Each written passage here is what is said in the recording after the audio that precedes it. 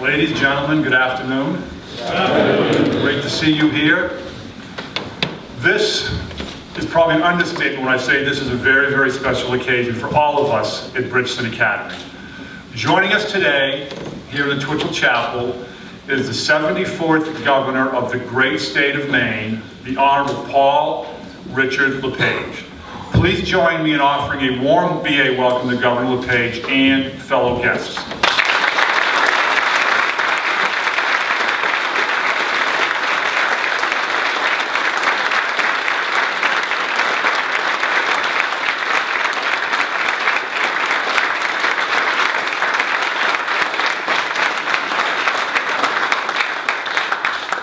Thank you.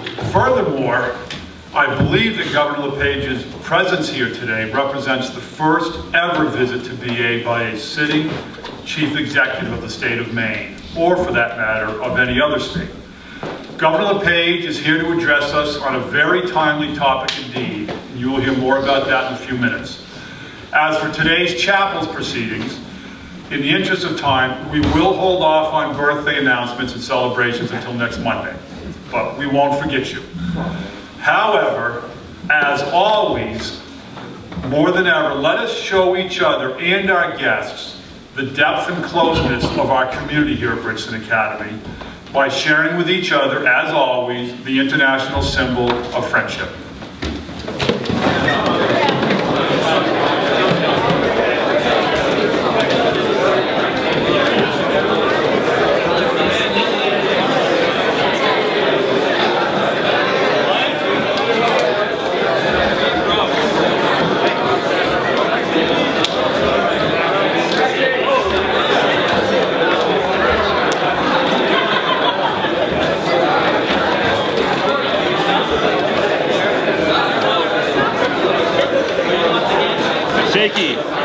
Shaky.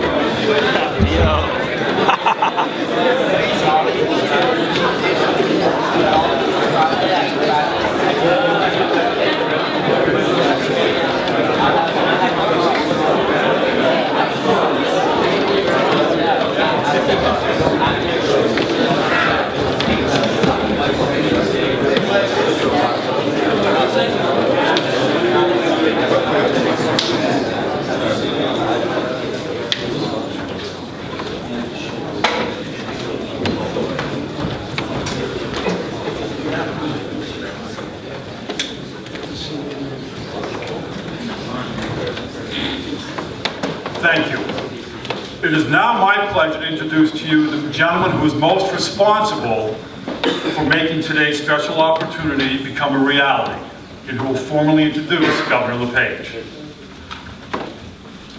Mr. David Griffin, seated to my left, BA class of 1957, has worked for parts of 3 years to facilitate Governor LePage's visit to BA. Originally hailing from Winchester, Mass., Mr. Griffin attended BA during the 1956-1957 school year as a postgraduate student. He was very active and engaged here on campus, playing both baseball and hockey, as well as singing in the Glee Club, which makes me wish that we had done our birthdays today, but that's okay. Mr. Griffin also took care of business here in the classroom, graduating from BA and then attending Northeastern University.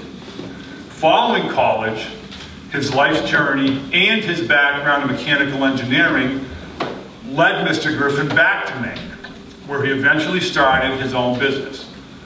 Located in Scarborough, the W.D. Griffin Company Incorporated specializes in the manufacture of large air exchangers, enjoying great success over the years. Since returning to his adopted state, Mr. Griffin has been a very active community citizen and leader, both locally and at the state level. As well, he has been instrumental in the development of the Morrison Center, also located in Scarborough, a facility that empowers people with disabilities through education, training, and support. An avid cyclist, an avid skier, Mr. Griffin and his wife Beverly, who I believe is up here to my left, hello Beverly, reside in Cape Elizabeth, Maine, where they raised their 2 sons, both now very accomplished adults. I am pleased to welcome back home to Bridgton Academy, our catalyst for Governor LePage's historic visit, Mr. David Griffin, class of 1957.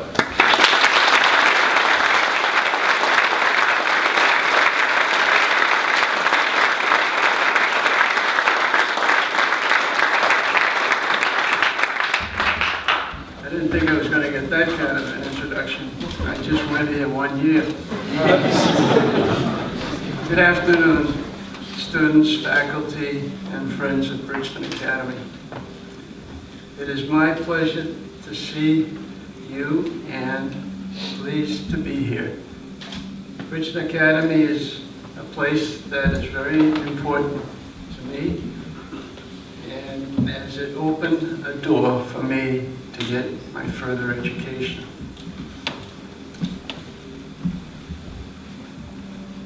There are many fond memories that I have and friends that I made while I was here at Bridgton, or North Bridgton, I should say. At this time, I would like to introduce you to the Governor of the great state of Maine.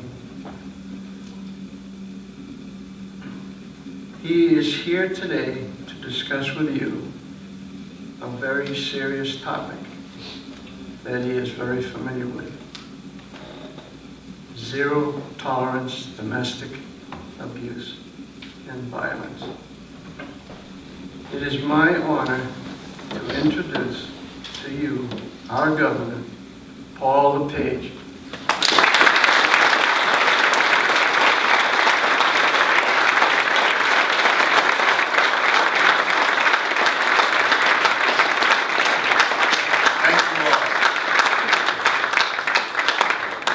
Thank you all. It's a pleasure to be here at Bridgton Academy. I look around the room here and I see a whole lot of young men and women that will be the next generation of our leaders in our schools, in our communities, our states, and our country. Make no bones about it. Whether you like it or not, you're going to be thrust upon to take a leadership role in society. You will have the power to shape and mold the community in which you want to see develop around you and the community that you want to live in. You will be not only a leader, but you will be a mentor. People will look up to you. People will depend on you. People will say, as so goes my leaders, so shall I go. And that's why I'm here today, is to talk to you about a few things. I'd like to start off light. I'd like to start off with just how this whole issue of domestic violence has become such a problem in our society. People think it's about anger, people think it's about drugs, people think it's about liquor. Let me tell you what it is. It's about power and control over another human being.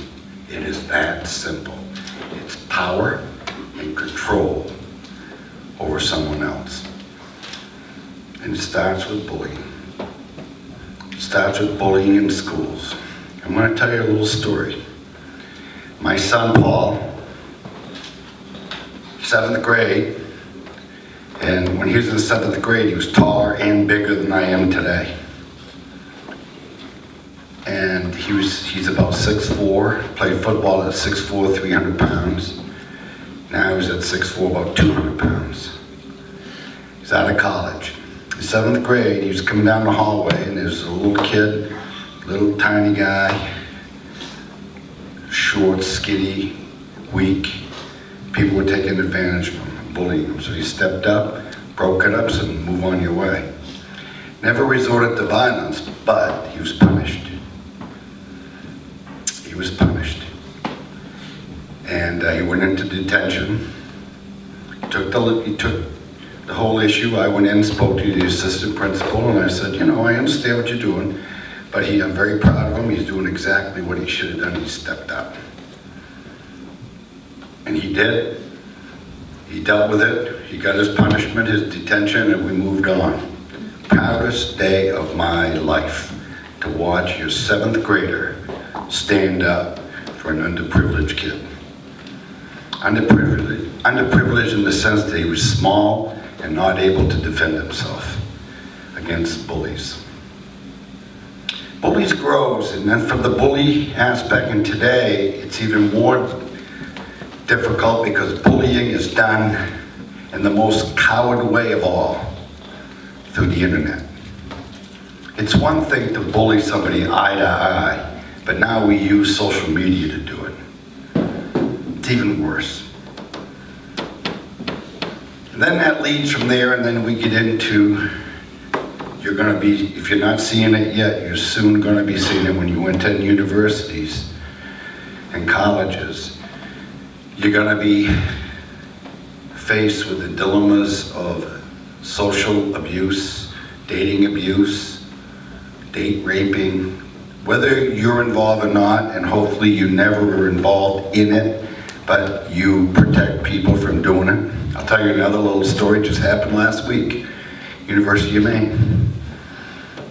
Fraternity party, young lady, absolutely drunk out of her mind. A couple of frat boys are after her.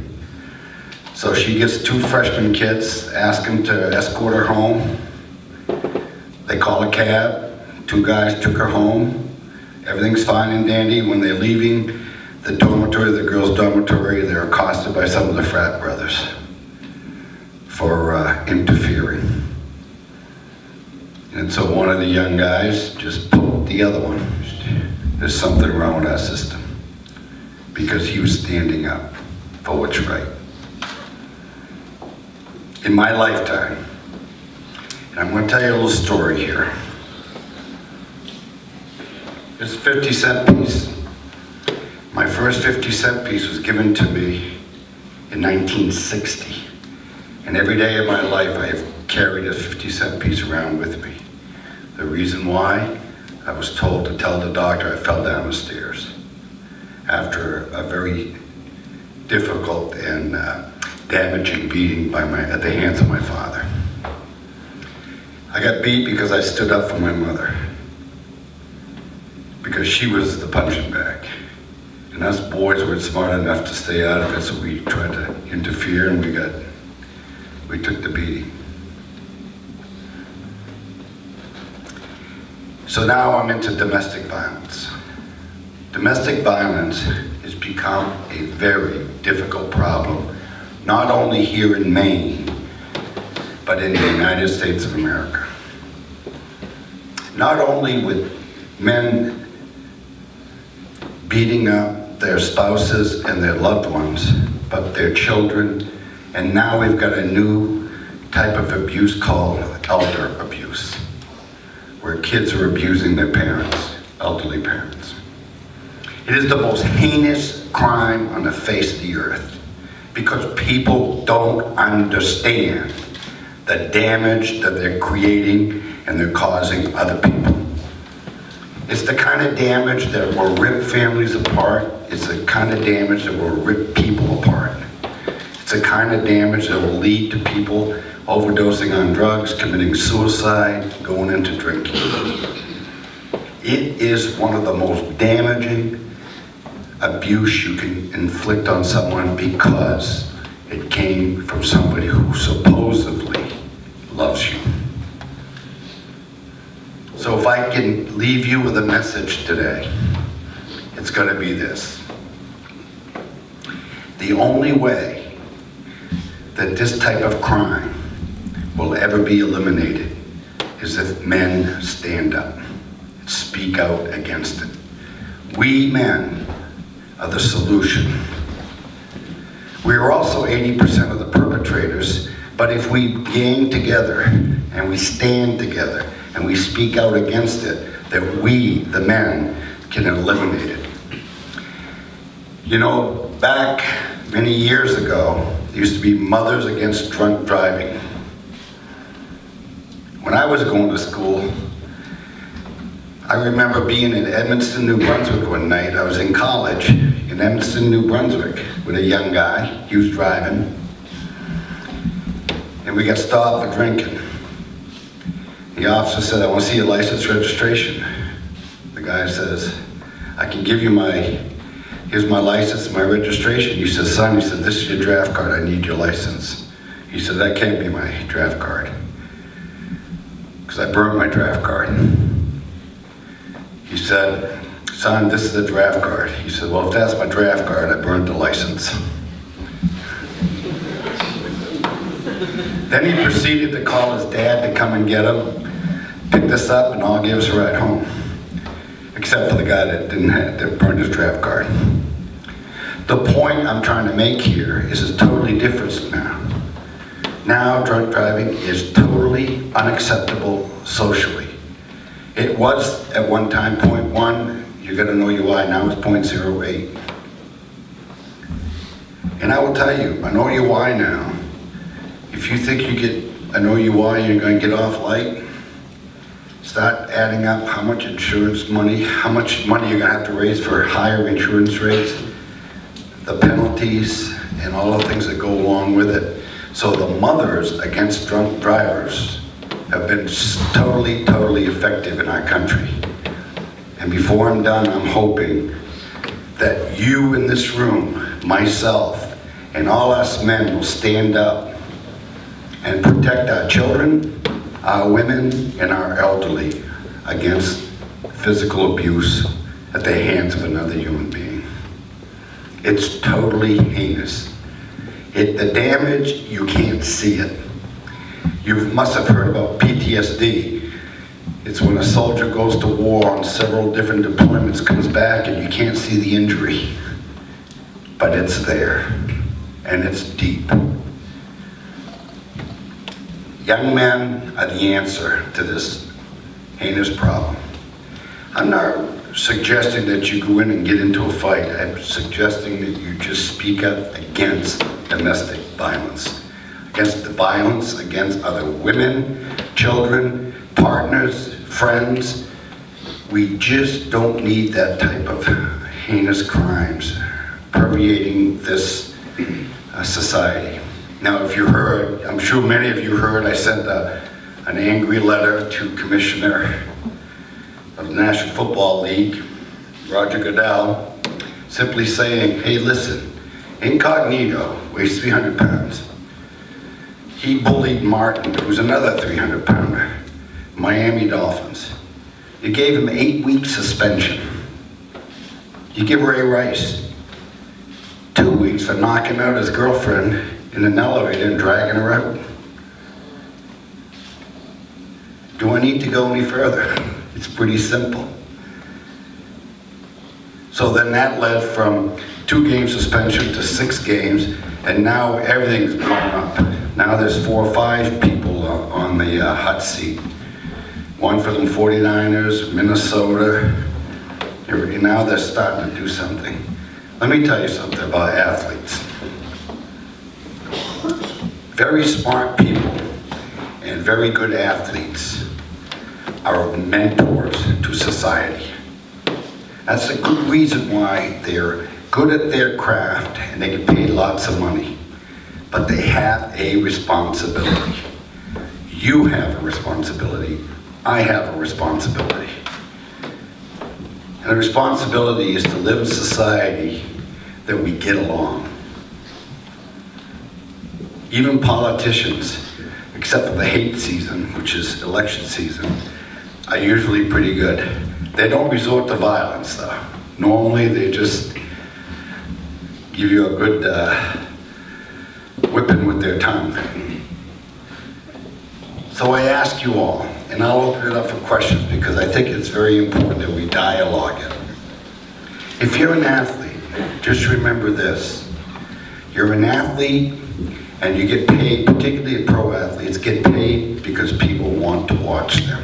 They want to emulate what you do. They want to be successful like you. You have a responsibility to give back, and that's to live a clean, honest, sincere life. And so with that, I'd like to open it up. I'll close it with this. When I ran away from home, I was 11 years old. I took my 50-cent piece, I left the hospital, took my clothes and boogied. Never went back. So I started my life on my own at 11 years old. And I worked, I'm gonna tell you, the jobs I've had, you would laugh. I've done just about anything that you could do legally to make money. From newspapers to cleaning, going to the fairgrounds and cleaning the horse stalls for the racing horses, to meat packing companies, shoe shops, you name it, I worked it. And the point was this. I met a gentleman and he gave me 10 two-letter words. And he said, if you live your life this way, you'll be fine. It took me from the streets of Lewiston to the governorship in Augusta. So it's not a bad gig. Believe me, it's helped me along the way. 10 two-letter words. Very simply this. If it is to be, it's up to me. If it is to be, it's up to me. Believe me when I say, your actions are your actions. You have to take responsibility for them. And if you think of your actions before you let the emotions take over, you're gonna be just fine. And what I would like to do now is just open it up and have some dialogue about what constitutes abuse and bullying, all the way to watching someone laying on a lawn with a bullet in her because husband was mad. Because that's what we see every day. In Maine, there are roughly 25 homicides a year. Half are domestics. Half. This year, we're hoping that we could get it below that a little bit. If we have no more murders this year, we would be setting a record, because we've had a pretty good year so far, but we still have had a whole family wiped out. We've had a young college lady wiped out. So it's still out there. The work is not done. So thank you for inviting me.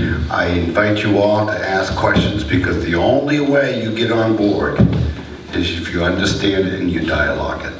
Thank you very much.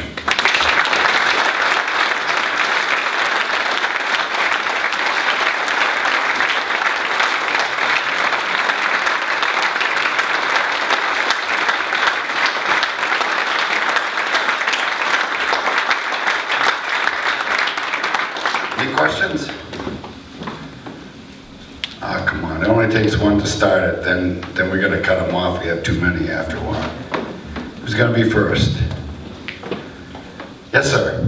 I have a question, but it's not about it's a different type of question. Is that cool? Fire away. Alright, how has being a business owner helped you as the governor? Well, basically, it's very, very similar.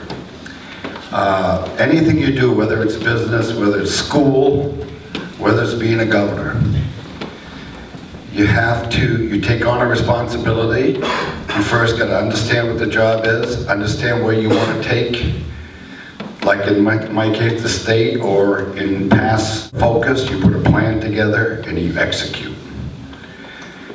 In politics, the difference between politics and the private sector, or the real world, as I call it. In politics, people like to talk. And every time I talk, I get in trouble, so I'd rather have action. Anyone else? Yes, sir. Do you see any domestic violence, domestic abuse, which you're reporting? Great question. I will tell you, you see domestic violence, domestic abuse, you should report it to the closest supervisor or adult or someone that's in charge, whether it's a school professional, whether it's a local professional. I will tell you, 911 You can even call them and just say you saw something and you'd like to have somebody investigate it, and they can take care of it.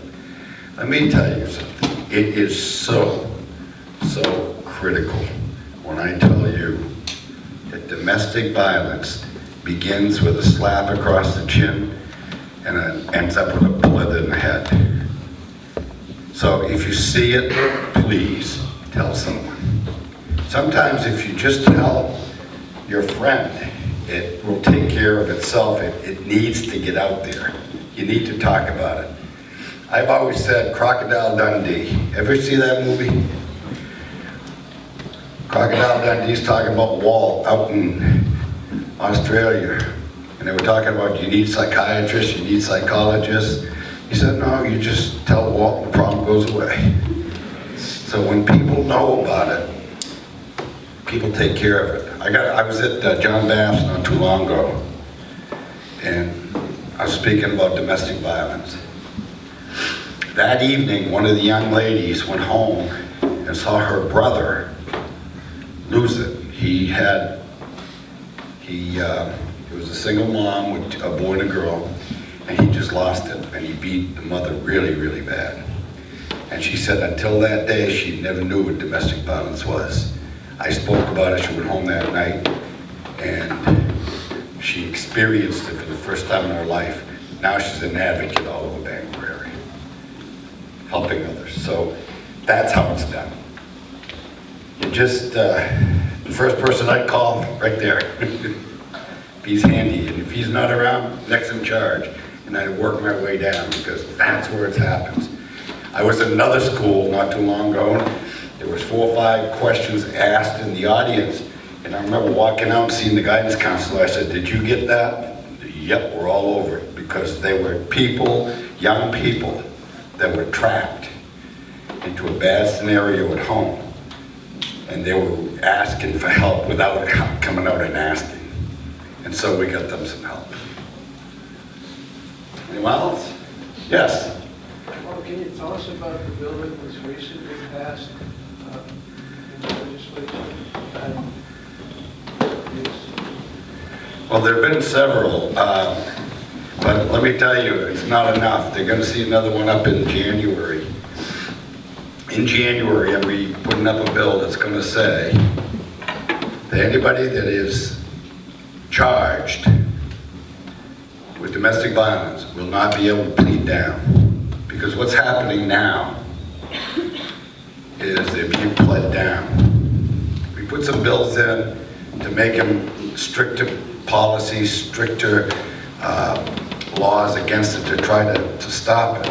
But what happens is the judicial system, defense lawyers, DAs get together, they plead down domestic violence to disorderly conduct, and nothing happens. So what we need to do, we know statistically that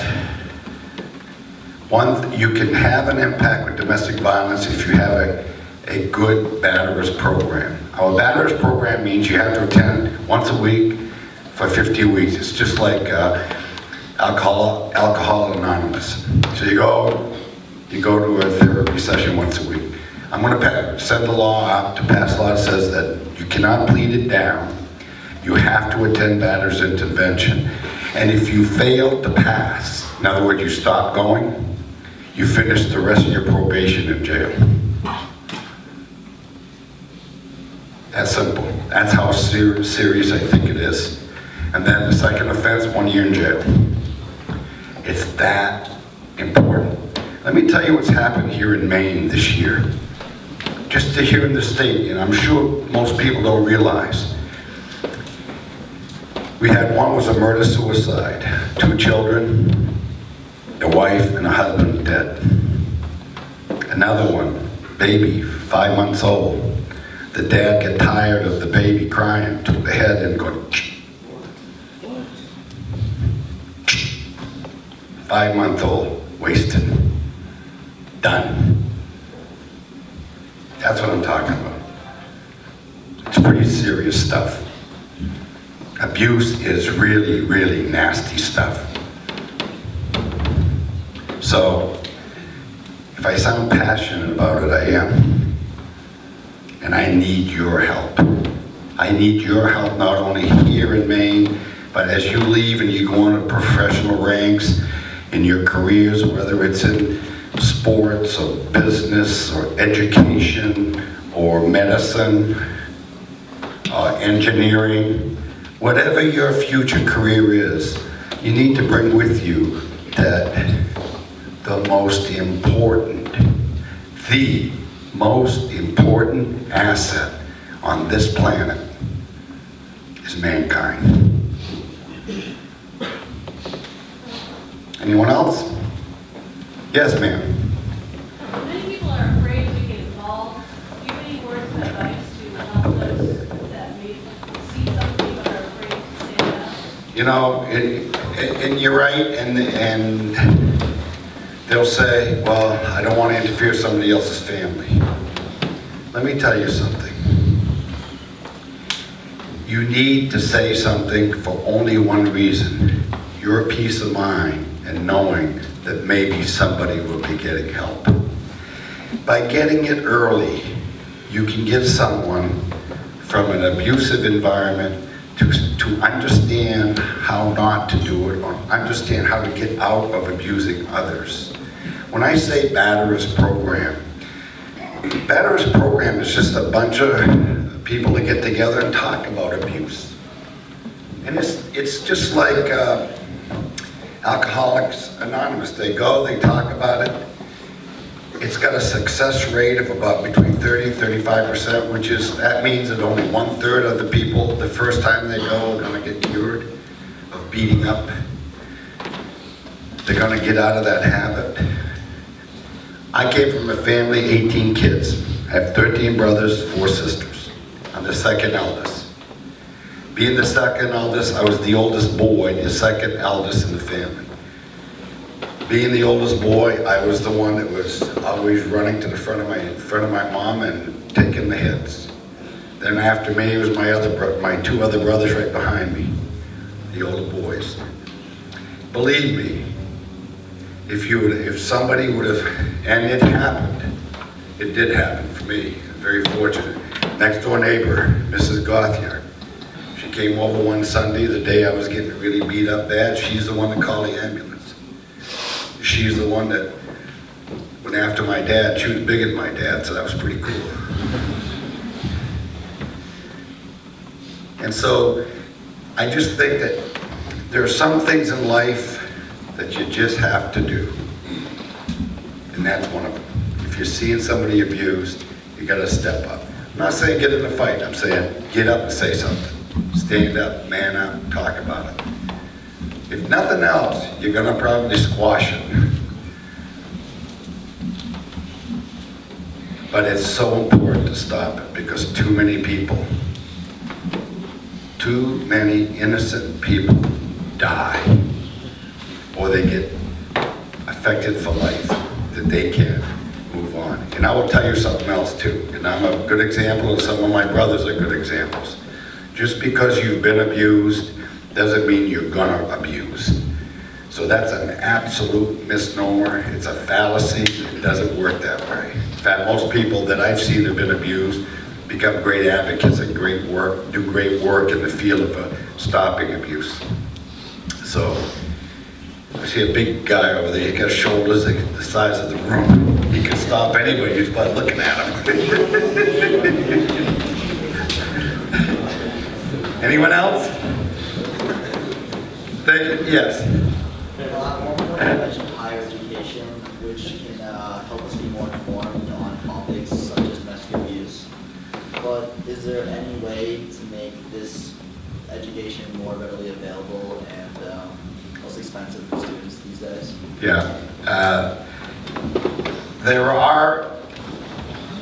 The answer is yes, but you got to look for them a little bit. There's domestic violence coalitions throughout the state. We have 40 or 50 organizations that do it.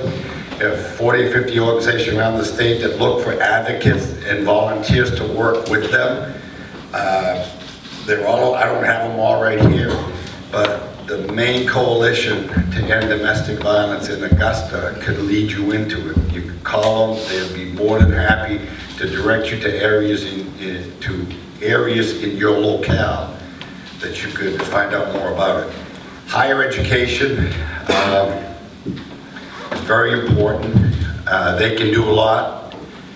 Police departments, believe me, in Waterville, when I was the mayor of Waterville, what we had citizen police, which was all about that. If you notice it, if you see things, how to look out, how to identify certain things, how to talk about it to the right people so they can be investigated, looked at. But there are many, many different ways. But let me tell you one thing it doesn't do. If you think domestic violence comes from poverty, it doesn't. It comes from every profession. It comes from every standard of living in the world. Believe me, there are some abusers that are very wealthy and those that are very poor. It has no boundaries. It's like alcohol and drugs. Abuse has no boundaries. It'll attack everybody equally. Anyone else? Yes, sir. You said the leaders of this community are, they influence the actions of those that follow them, whether it be politics, sports, or probably more importantly, the most influential, entertainment. Take somebody started, but let's make no mistake. Please do not make a mistake. Every one of your actions as you move forward, you're a mentor. Like it or not. Well-trained, well-educated, people look up to you. If the people look up to you, you're a mentor. So your actions are important. They're important to your siblings. They're important to your family. They're important to people around you. I had lunch last week with an uncle who's in his 80s and an aunt who's in her 70s.